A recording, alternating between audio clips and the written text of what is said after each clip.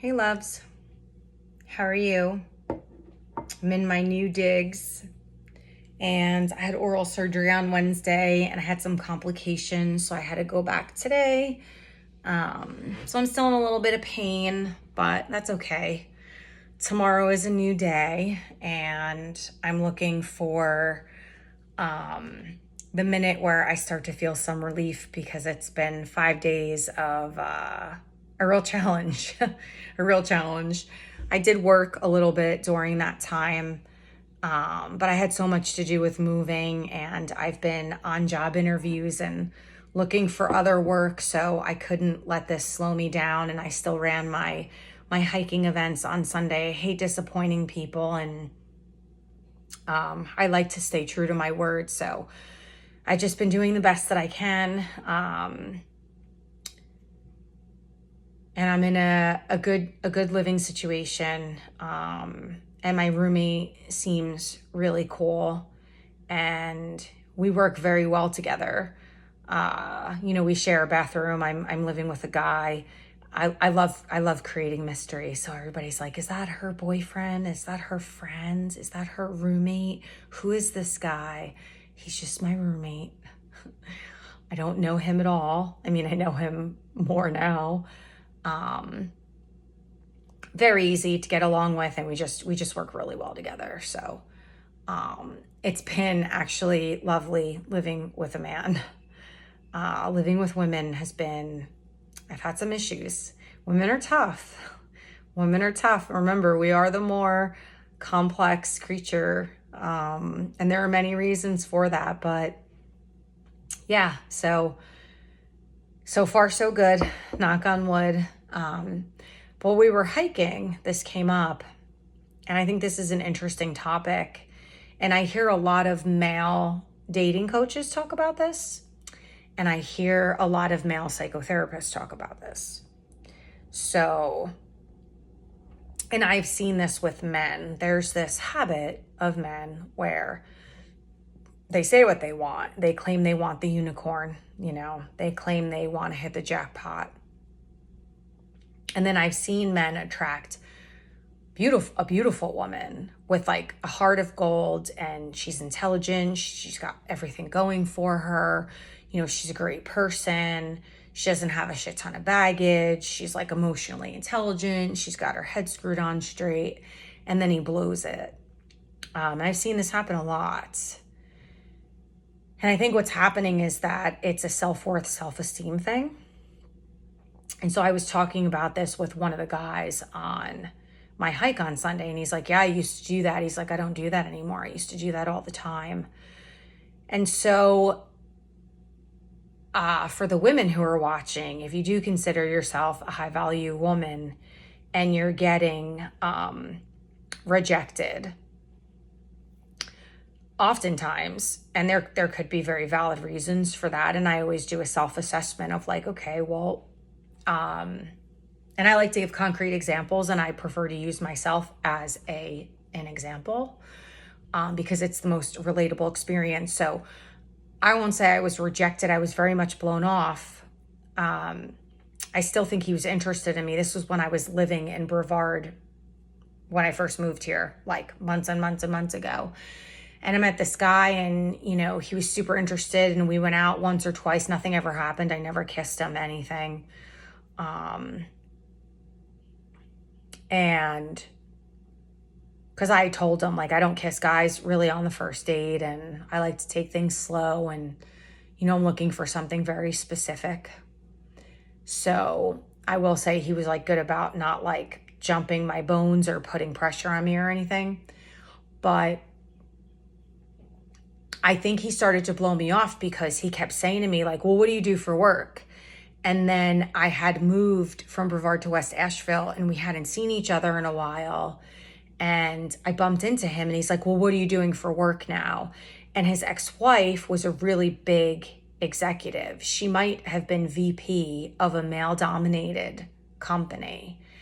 And that was his standard. And that's what he was looking for. And I remember, because I can be very direct, I was like, dude, I'm not your ex-wife. Like, I'm not a 9-to-5er.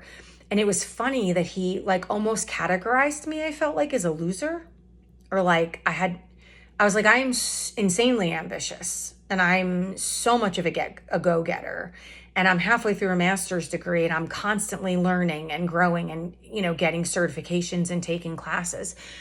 And I'm like, so I don't really understand, except that that's his standard.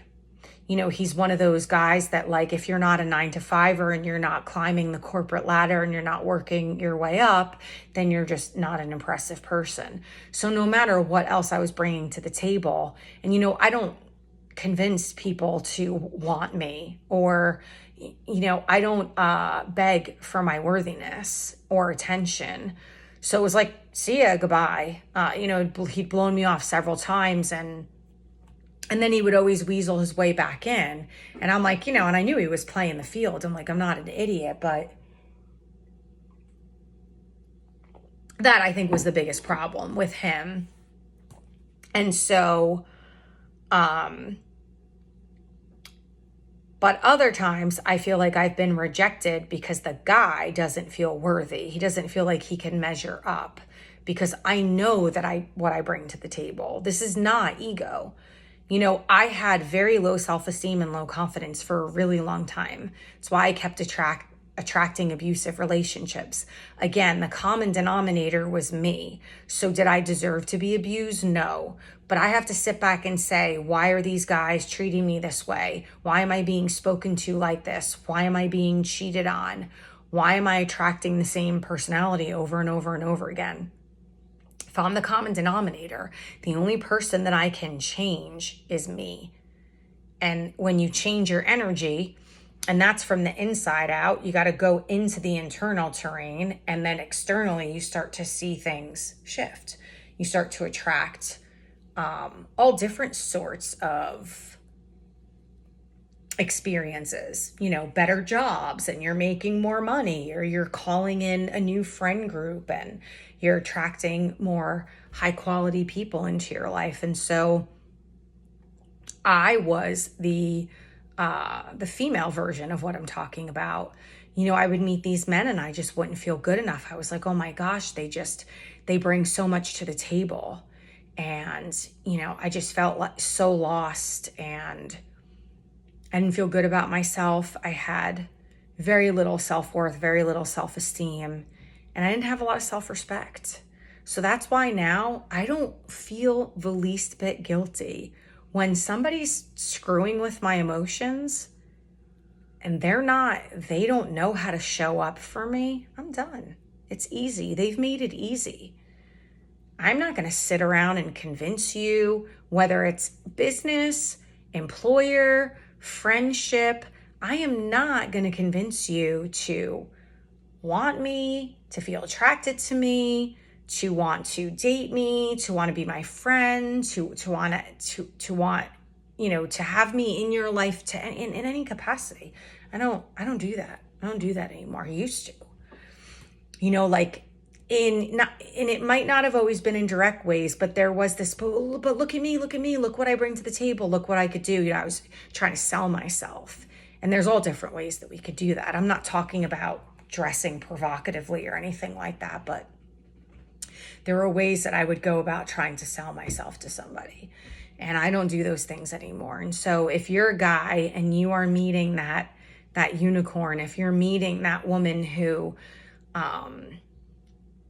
you're just blown away by, or you could picture yourself in a relationship with her, you could picture things going the distance, you can talk yourself in and out of things. The worst thing that's going to happen is she's going to say, I don't feel that way about you. If she's a good person, she's not going to be an asshole about it. And if she's an asshole about it, why would you ever want to date somebody like that, But I think that we're all guilty of that in every facet of life. But I do think it's interesting because there's a lot of pressing research out there that men claim they want one thing, but statistically what we're seeing is that men actually date below their value because it's more comfortable for them. And it boosts their ego and they feel better. And it could be why higher value women are staying alone for longer, because a lot of men are dating under.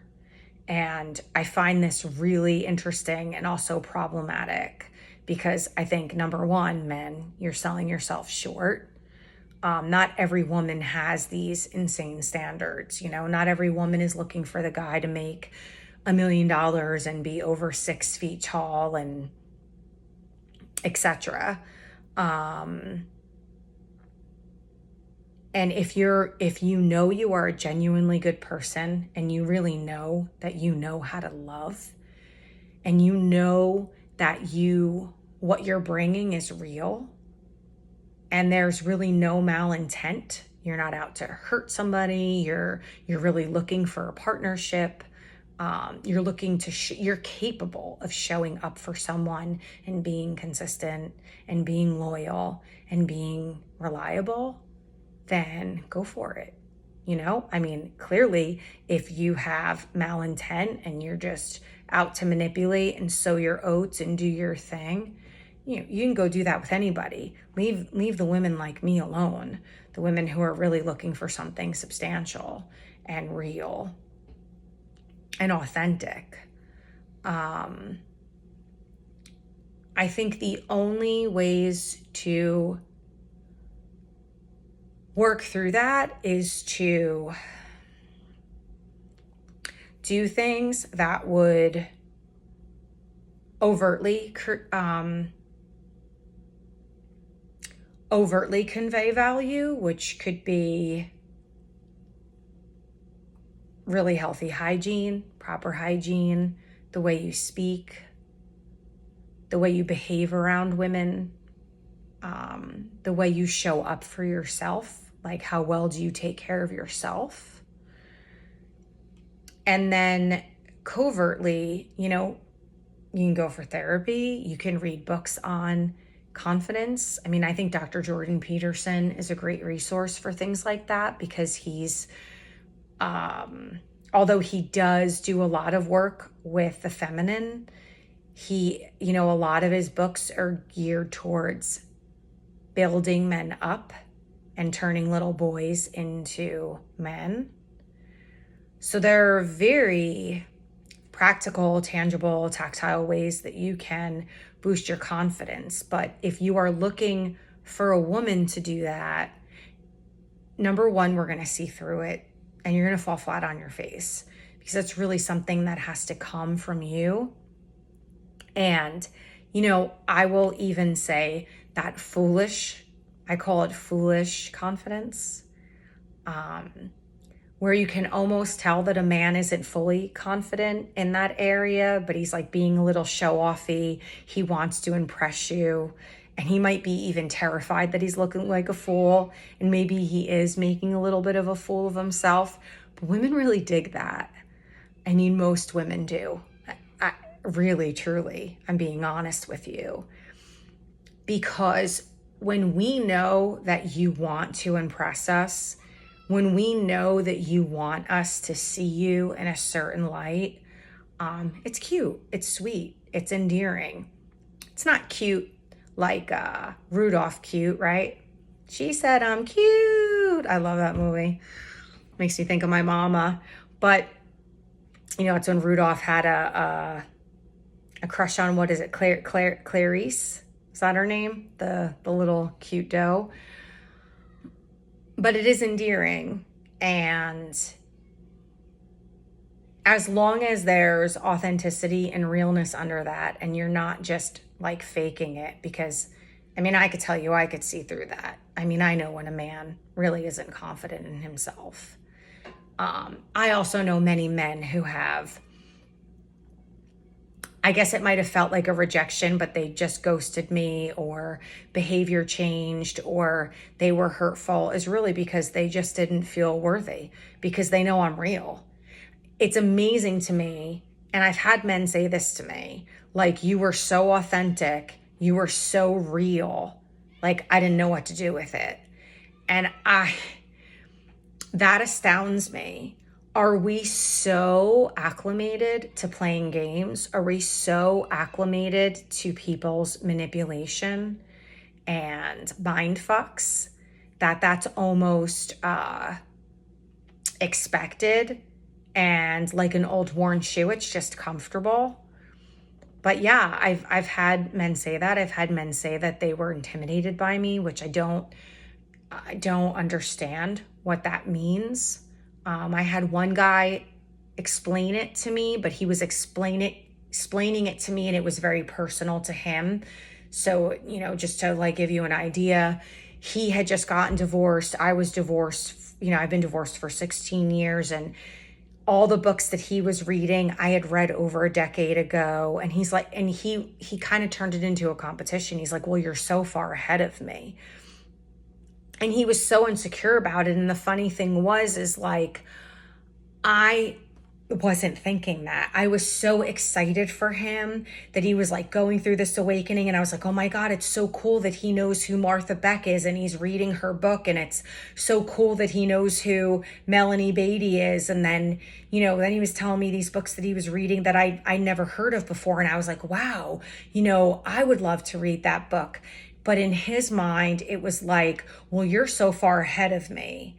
And I mean, he did me a favor at the end of the day, because when we got done that whole conversation, he was like, well, we could just have sex, which I'd made very clear that I wasn't interested in.